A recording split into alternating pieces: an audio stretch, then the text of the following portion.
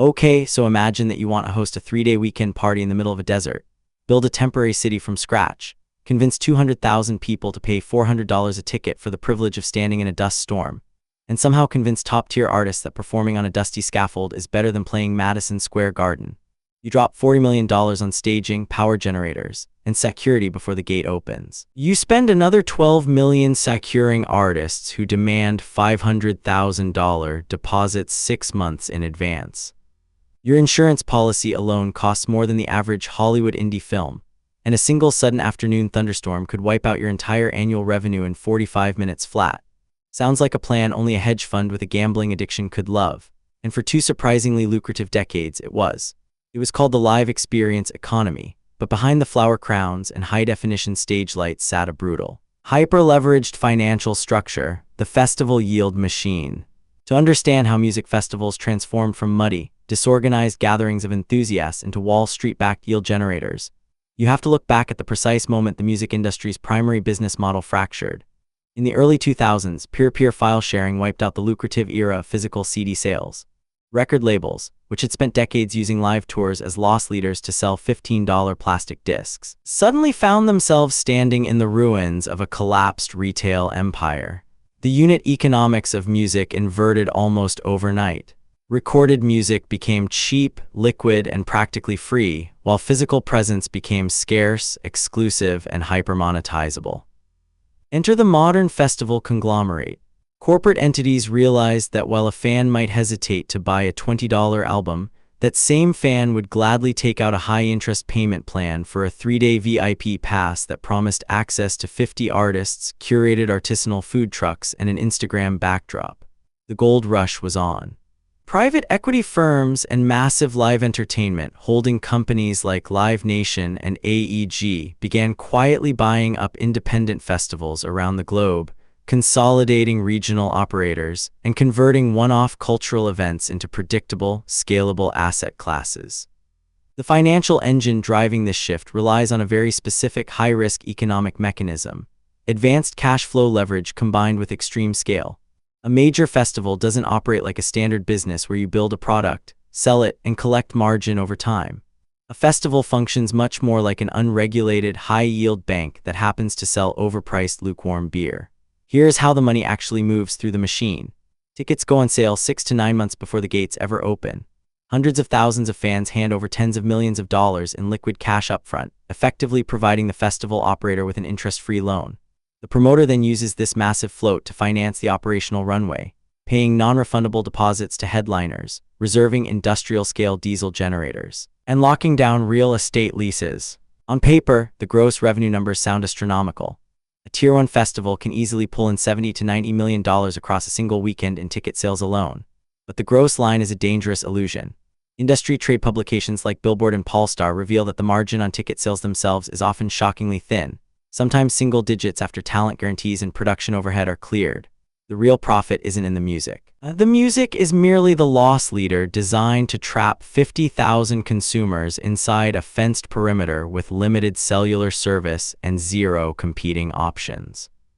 The actual margin lies in the auxiliary revenue streams: site concessions, brand activations, cashless wristband transaction fees, and tiered VIP experiences. Food and beverage vendors are regularly charged either a massive flat site fee or up to 30% of their gross sales just for the right to sell $10 tacos. Corporate brands pay millions to set up air-conditioned lounges on site, effectively subsidizing the festival's infrastructure in exchange for direct access to demographic data.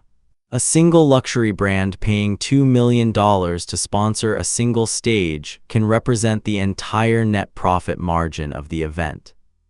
When you analyze the true scale of these balance sheets, the numbers cease to look like local entertainment expenditures and start looking like municipal infrastructure budgets.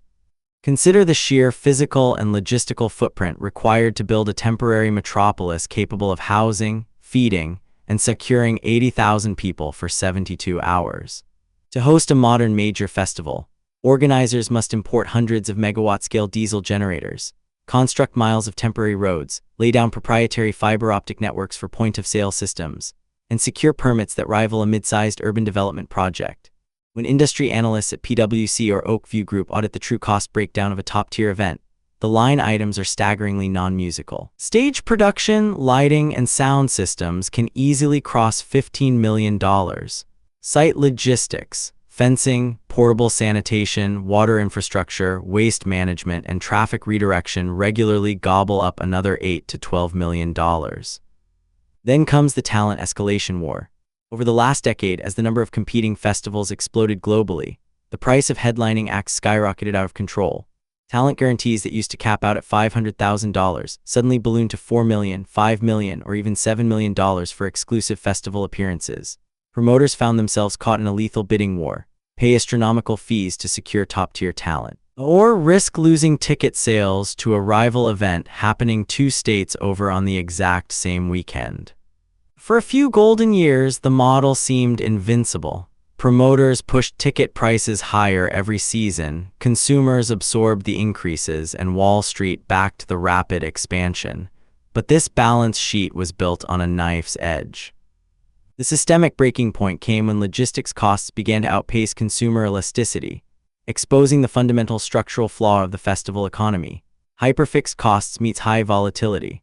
Unlike a traditional business that can adjust its operations or cut overhead during a slow month, a festival incurs 90% of its operational liabilities before the first attendee walks through the turnstile. If a festival fails to sell 95% of its capacity, it doesn't just lose money, it collapses into a catastrophic financial black hole. When global supply chains tightened and inflation spiked, the unit economics of the festival circuit disintegrated almost immediately. The cost of hiring basic event labor, security guards, stagehands, medical staff, rose by 30 to 40% in a 2-year window. The price of renting specialized staging equipment, heavy machinery, and temporary power grid infrastructure escalated even faster due to regional shortages. Meanwhile, artists continued to demand record-high performance fees, insulated from the promoters' rising operational costs by non-refundable contracts. Suddenly, medium-sized regional festivals, the mid-tier backbone of the live music ecosystem, found themselves utterly unviable. They lacked the massive corporate backing of global live entertainment conglomerates to absorb multi-million-dollar losses, yet their operational costs had effectively doubled. Dozens of long-running, beloved festivals across North America, Europe, and Australia quietly canceled their editions, cited unprecedented inflationary pressures, or declared sudden bankruptcy, leaving vendors unpaid, artists holding defaulted deposits, and fans scrambling for ticket refunds. What survived the shakeout wasn't a return to the organic, artist-led gatherings of the past, but an even tighter, more financialized monopoly. The mid-tier festival is rapidly disappearing, leaving behind a hyperpolarized landscape. On one end are hyper-exclusive, ultra-expensive luxury destinations catering to the top 5% of income earners. On the other end are massive, multi-city franchise brands controlled by a tiny handful of media conglomerates that can cross-collateralize risk, demand favorable exclusivity clauses from talent agencies, and leverage global corporate sponsorships to offset brutal logistics bills. The music festival was never really about the lineup on the poster. It was an exercise in temporary real estate development, supply chain engineering, and liquidity management disguised as a cultural movement. The music played, the crowds dispersed, the write-down didn't.